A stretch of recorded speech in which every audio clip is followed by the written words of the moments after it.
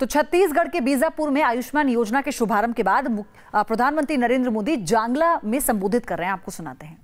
आदरपूर्वक श्रद्धांजलि देता हूं। साथियों, 14 अप्रैल का आज का दिन देश के 125 करोड़ लोगों के लिए बहुत ही महत्वपूर्ण है। आज भारत रत्न बाबा साहब भीमराव अंबेडकर की जन्म जयंती है। आज के दिन आप सभी के बीच आकर आशीर्वाद लेने का अवसर मिलना मेरे लिए ये बहुत बड़ा सौभाग्य है।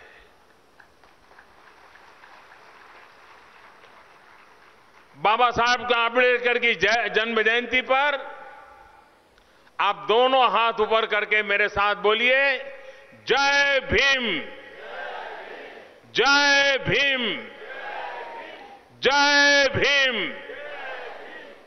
आप बस्तर और बीजापुर के आसमान में बाबा साहब के नाम की गूंज हमें आप सभी को धन्य कर रही है। बाबा साहब के नाम की गूंज में जो आशा जुड़ी है, जो आकांक्षा जुड़ी है, उसको भी मैं प्रणाम करता हूं। साथियों, हमारी सरकार ने श्यामा प्रसाद मुखर्जी अर्बन मिशन की शुरुआत छत्तीसगढ़ की धरती से की थी। प्रधानमंत्री ग्रामीण आवास योजना का शुभारंभ भी इसी छत्तीसगढ़ की धरती से किया था। ये योजनाएं राष्ट्रीय स्तर पर देश की प्रगति को गति देने का काम कर रही है। आज जब मैं फिर एक बार छत्तीसगढ़ आया हूं तो आयुष्मान भारत योजना के पहले चरण और ग्राम स्वराज अभियान की शुरुआत करने के लिए आया हूं। केंद्र सरकार ने बीते 4 साल में जो भी योजनाएं गरीब, दलित, पीड़ित, शोषित, वंचित, पिछड़े, महिलाओं और आदिवासियों को ताकत देने के लिए बनाई है, उन योजनाओं का लाभ इन तबकों तक पहुंचे। इस अभियान से ये सुनिश्चित किया जा रहा है ग्राम स्वराज अभियान पूरे देश में आज से 5 मई तक चलाया जाएगा। मुझे विश्वास है कि बाबा साहब की जयंती पर आज यहां केंद्र सरकार और राज्य सरकार की जिन योजनाओं की शुरुआत हुई है, वो भी विकास की जीवन धोरण बदलने की एक नए कीर्तिमान बनाने में कामयाब होगी।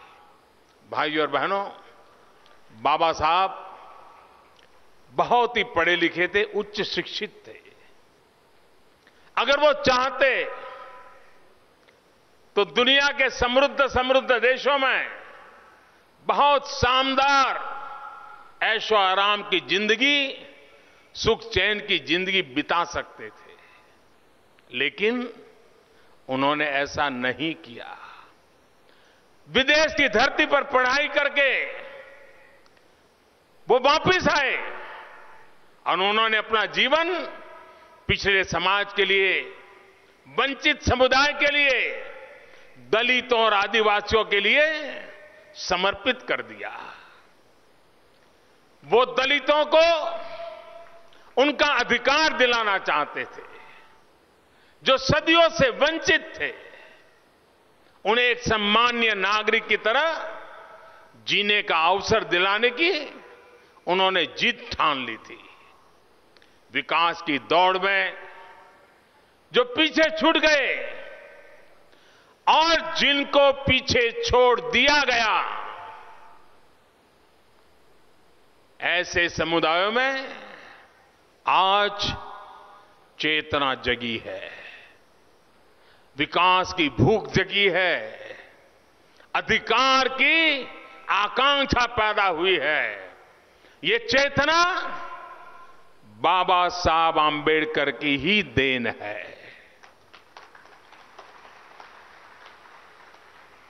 प्यारे भाइयों बहनों,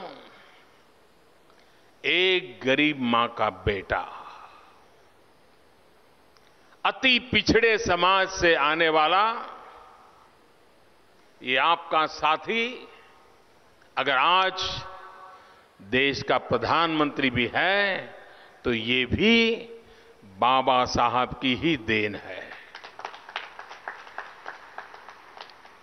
साथियों, मेरे जैसे लाखों करोड़ों लोगों की आकांक्षाओं को, उनकी उम्मीदों को, उनके एस्पिरेशंस को, अभिलाषा को जगाने में बाबा साहब का बहुत बड़ा योगदान था। भाइयों और बहनों, आज यहां मेरे सामने बहुत से किसान हैं, खेत में काम करने वालों लोग हैं, नौकरी करने वाले लोग हैं, अलग अलग दफ्तरों में जाने वाले लोग हैं, कुछ लोग स्वरोजगार करने वाले होंगे, हो सकता है कुछ विद्यार्थी भी हो। आप मेरे एक सवाल का जवाब दीजिए, जोरों से नहीं देंगे तो चलेगा, मन में जरूर सोचिए, अगर किसी के जीवन में कुछ बेहतर होने की उम्मीद होती है, कुछ बनने का, कुछ पाने का मकसद होता है, तो वो दो गुनी डबल मेहनत करता है कि नहीं करता है?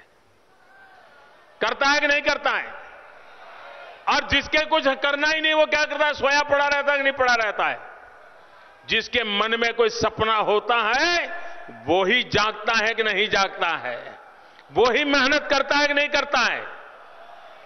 आप खुद से सवाल पूछिए। भाइयों बहनों, किसान को भरोसा हो कि इस बार अच्छी बारिश होगी और बारिश की शुरुआत अच्छी हो जाए, तो आप मुझे बताइए, किसान और जोर से, ताकत से मेहनत करता है कि नहीं करता है? बारिश आ रही, बादल घिर गए, वो मेहनत करना शुरू कर देता है कि नहीं कर देता है? क्योंकि उन बादलों के साथ उसके सपने भी जुड़ जाते हैं। भाइयों और बहनों, आज बाबा साहब की प्रेरणा से मैं बीजापुर के लोगों में, यहां के प्रशासन में यही एक नया भरोसा जगाने आया हूं, एक नया विश्वास पैदा करने आया हूं, एक नई अभिलाषा जगाने आया हूं। मैं कहने आया हूं कि केंद्र की सरकार आपकी आशाओं, आकांक्षाओं, आपकी अभिलाषाएं, एस्पिरेशंस के साथ खड़ी है। अब मैंने बीजापुर जिले को ही क्यों चुना, इसकी भी एक वजह है। मुझे ठीक से तो याद नहीं, लेकिन आपको एक पुराना किस्सा सुनाता हूं। वैसे तो मैं पढ़ने लिखने में बहुत तेज नहीं था। जब स्कूल में पढ़ता था तो ऐसे ही बड़ा मामूली सा विद्यार्थी था। लेकिन कुछ बच्चे मुझसे भी कमजोर थे। जब स्कूल पूरा हो जाता था, समय पूरा हो जाता था, तो कई बार हमारे जो मास्टर जी थे वो उन बच्चों को रोक लिया करते थे। उन्हें बहुत धैर्य के साथ फिर से पढ़ाते थे, एक एक बच्चे पर ध्यान देते थे, उन्हें भरोसा दिलाते थे कि तुम पढ़ाई में कमजोर नहीं हो।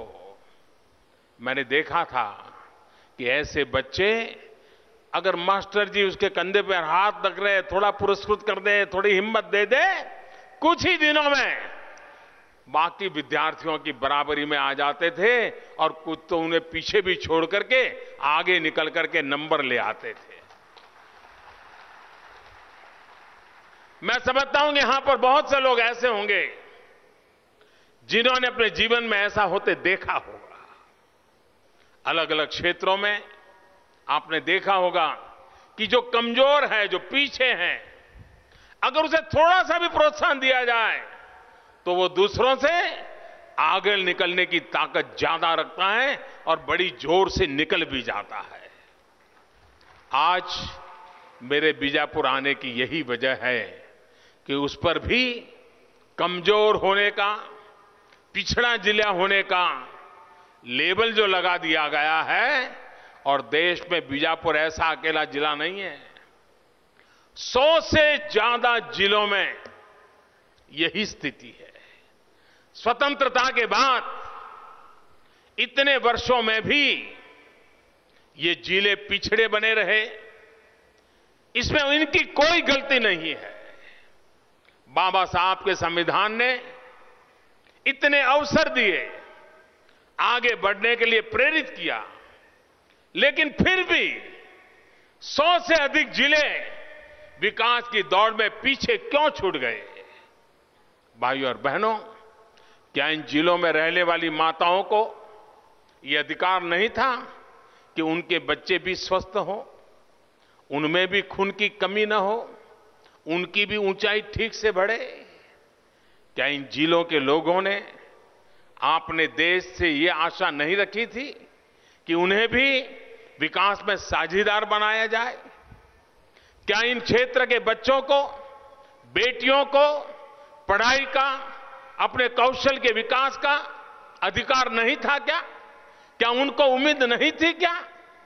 अस्पताल, स्कूल, सड़कें, पीने का शुद्ध पानी, आजादी के बाद भी देश में बहुत कुछ होने के बावजूद भी अगर कोई कमी रह गई कि देश के 100 से ज्यादा जिले आज भी सामान्य से भी पीछे है। यह भी बहुत हैरत की बात है कि ये जो पिछड़े जिले कहे जाते हैं, उनमें प्राकृतिक संसाधन बहुत प्रचुर मात्रा में है।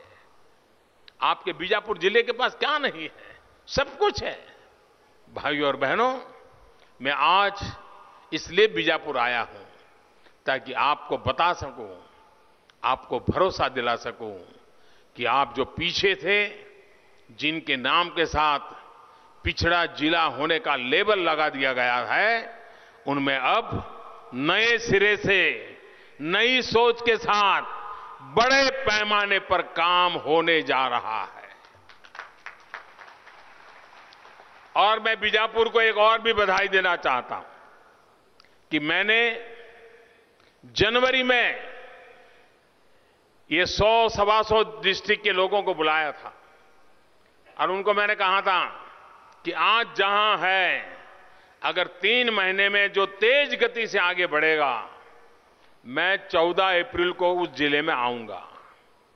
मैं बीजापुर जिले की अधिकारियों की पूरी टीम को हृदय से बधाई देता हूं कि उन्होंने 3 महीने में ये जो 100 से अधिक पीछे थे, उसमें सुधरने में नंबर 1 कर दिया।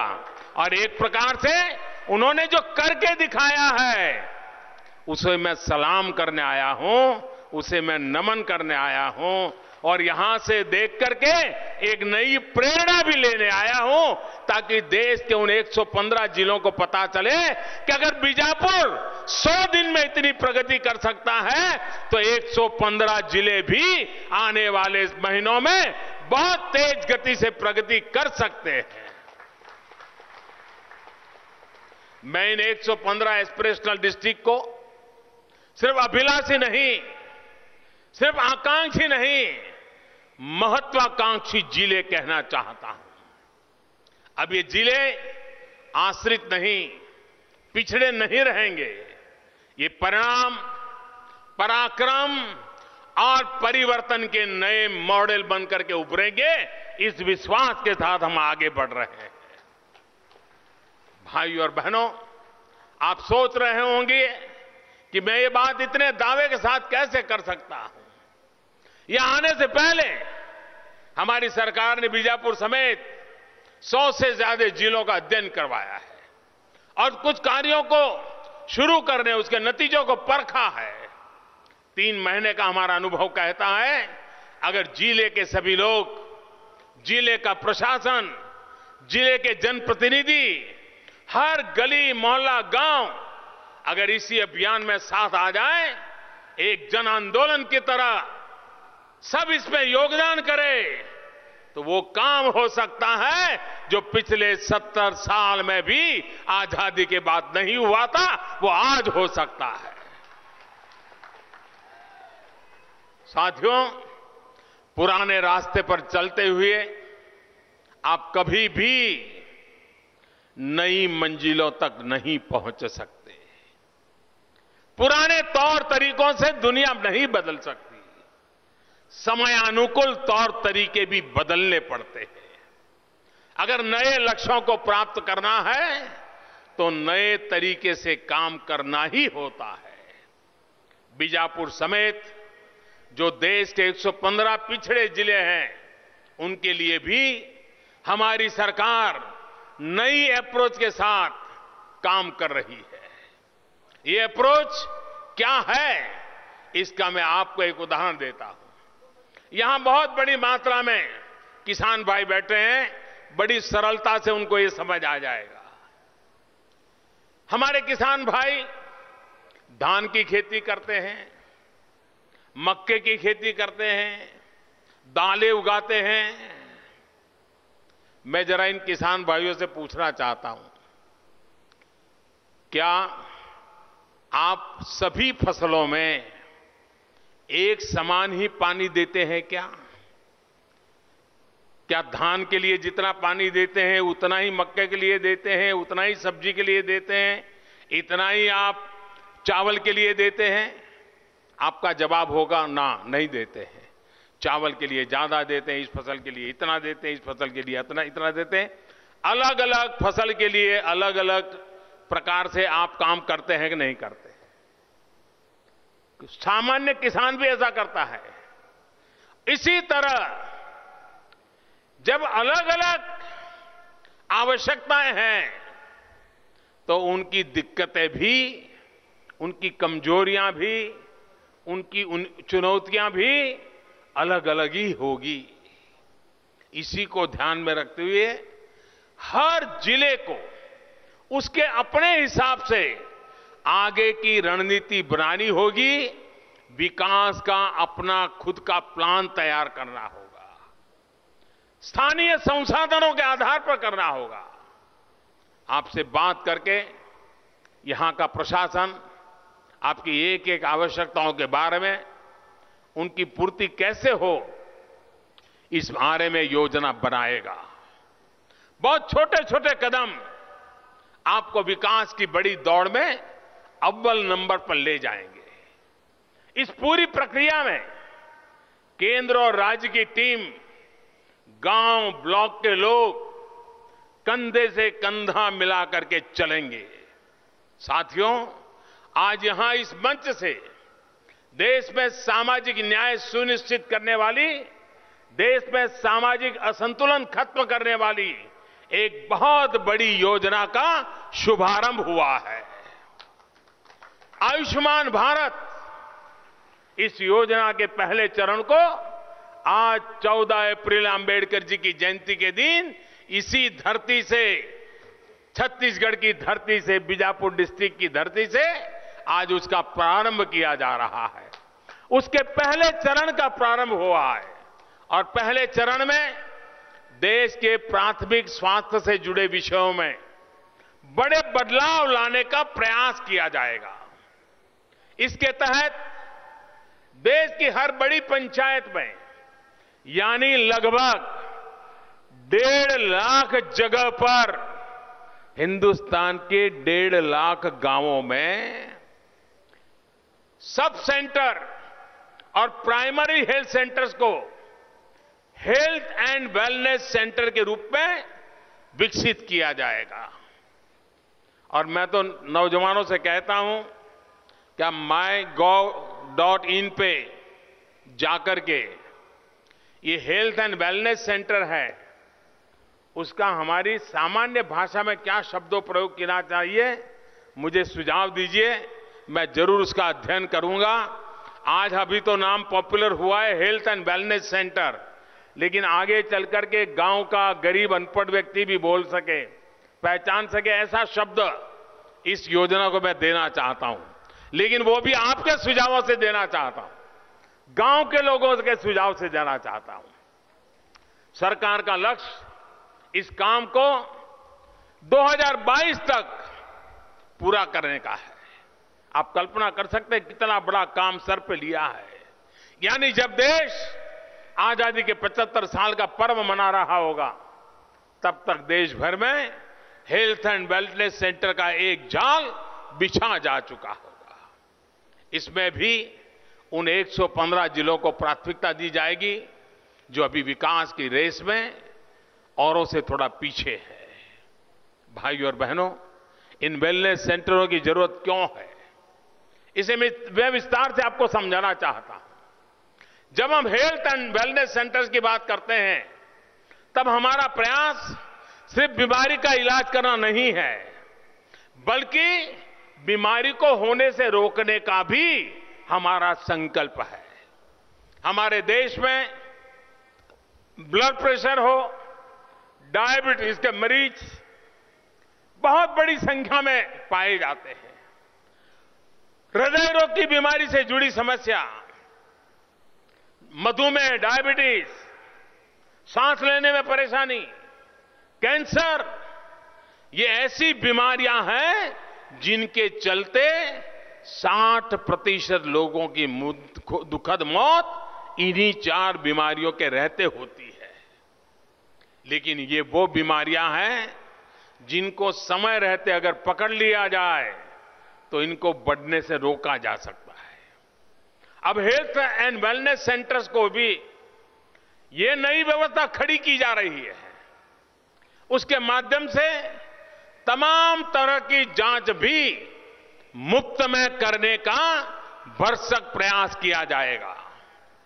साथियों, सही समय पर होने वाली जांच कैसे फायदेमंद होती है, इसका भी उदाहरण मैं आपको दूंगा। मान लीजिए 35 साल का कोई युवा जांच कराए और उसे ब्लड प्रेशर की समस्या का पता चल जाए, तो भविष्य में होने वाली कई गंभीर बीमारियों से पहले ही वो बच सकता है।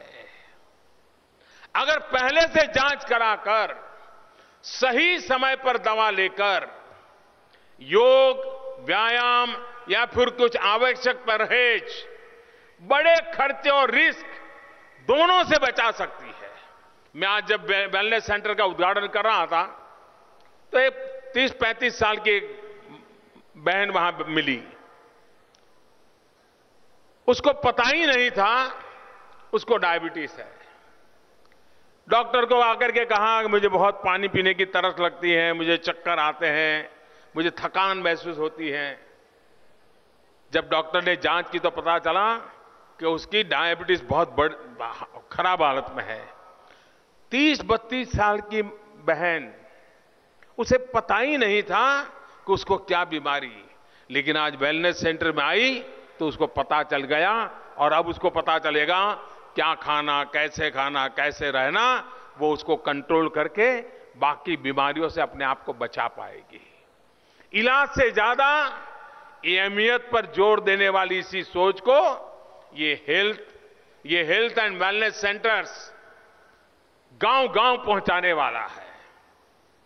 ये हेल्थ एंड वेलनेस सेंटर एक प्रकार से गरीबों के फैमिली डॉक्टर की तरह काम करेगा। पुराने जमाने में मध्यम वर्गीय और बड़े परिवारों में फैमिली डॉक्टर हुआ करते थे। अब ये वेलनेस सेंटर ऐसा हो जाएगा जैसे वो आपके परिवार का ही एक्सटेंशन है, वो रोजमर्रा की आपकी जिंदगी के साथ जुड़ जाएगा। साथियों, आयुष्मान भारत की सोच सिर्फ सेवा तक सीमित नहीं है, बल्कि ये जन भागीदारी का एक आह्वान भी है, ताकि हम स्वस्थ, समर्थ और संतुष्ट न्यू इंडिया का निर्माण कर सके।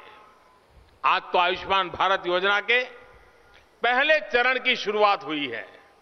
अब अगला लक्ष्य लगभग 50 करोड़ गरीब लोगों को गंभीर बीमारी के दौरान 5 लाख रुपया तक की, और एक वर्ष में 5 लाख, आर्थिक सुरक्षा देने का है। इस पर बहुत तेजी से काम चल रहा है।